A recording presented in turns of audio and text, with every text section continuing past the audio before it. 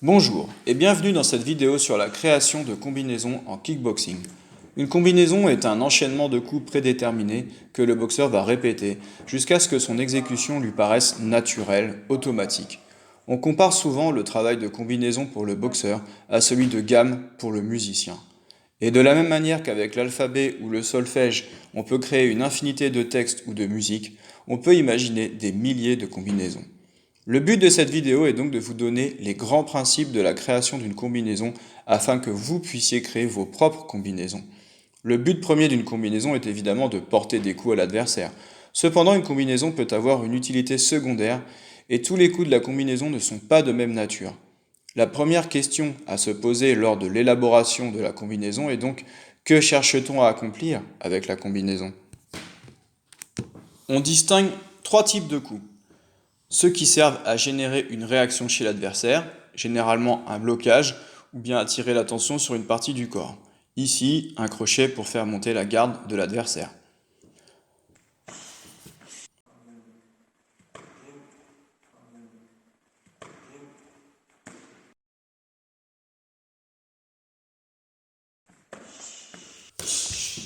Ceux qui servent à masquer une action, ici un jab pour masquer un déplacement et venir au corps à corps, ou là, un crochet pour masquer un coup de pied retourné.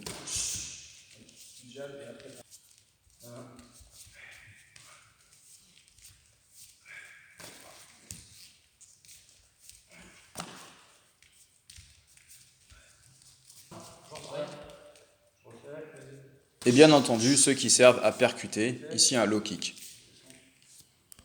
Notez qu'une même frappe peut avoir plusieurs rôles en même temps. Prenons un exemple simple avec une combinaison de base. Direct avant à la tête, direct arrière à la tête et low kick avant intérieur.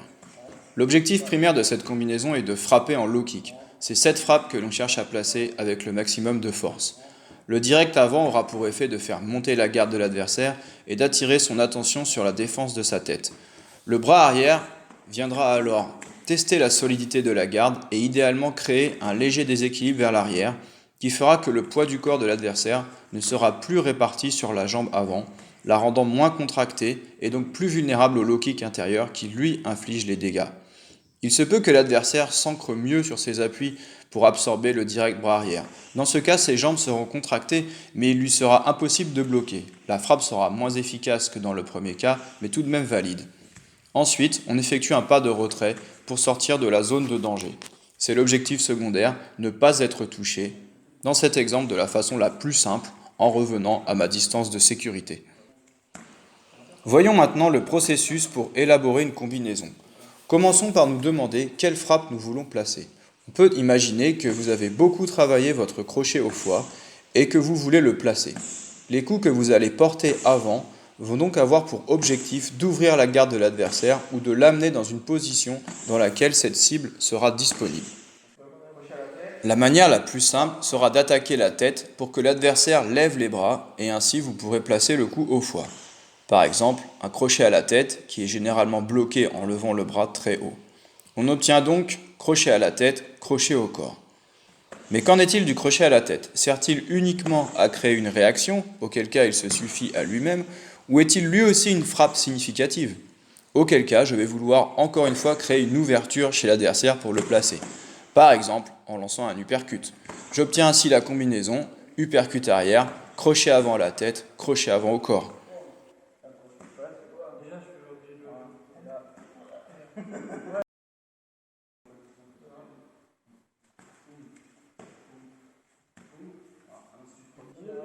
D'une manière générale, plus vous allez varier les niveaux et les angles des frappes, plus vous aurez de chances de toucher.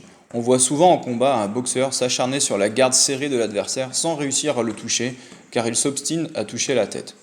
Une fois que vous avez compris que chaque coup a été préparé par le précédent, il devient aisé et amusant de créer vos propres combinaisons.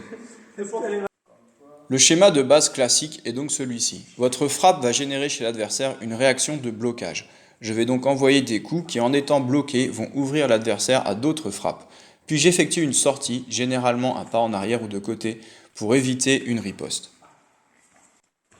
Pour ajouter un peu de créativité à ce schéma, vous pouvez sortir des combinaisons point-pied classiques et créer des combinaisons pied-point ou point-pied-point ou pied-point-pied. Théoriquement, vous devez pouvoir enchaîner n'importe quel coup entre eux. Ce qui compte, ce n'est pas le geste effectué, mais l'intention qui est derrière. Qu'accomplit-on avec la frappe? Si la combinaison ne semble pas possible, pensez à ajuster les distances. Une frappe en pied peut paraître impossible de face, mais tout à fait possible de côté. Voyons maintenant quelques exemples de combinaisons simples. Crochet au corps, low kick. Cette combinaison a été rendue célèbre par Ernesto Host. Le crochet au corps oblige l'adversaire à s'ancrer pour absorber la frappe. Le blocage avec la jambe avant devient impossible. Low kick intérieur, direct bras avant. Le low kick intérieur attire l'attention et sert à masquer le direct à la tête.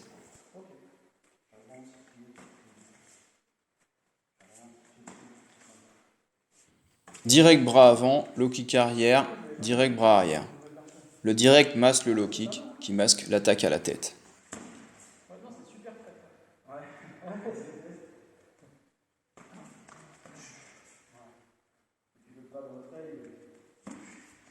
Low kick intérieur, direct bras avant, low kick arrière. Le low kick intérieur attire l'attention de l'adversaire sur la partie basse. Le jab redirige l'attention sur la partie haute et le low kick vient percuter.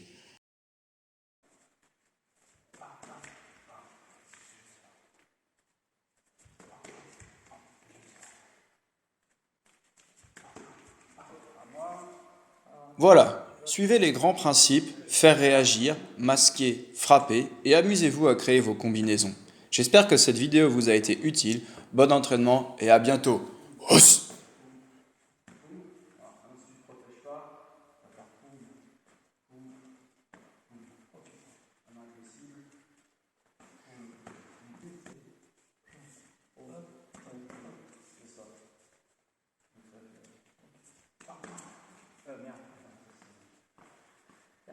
Non, mais comme quoi je les ai bien créés moi.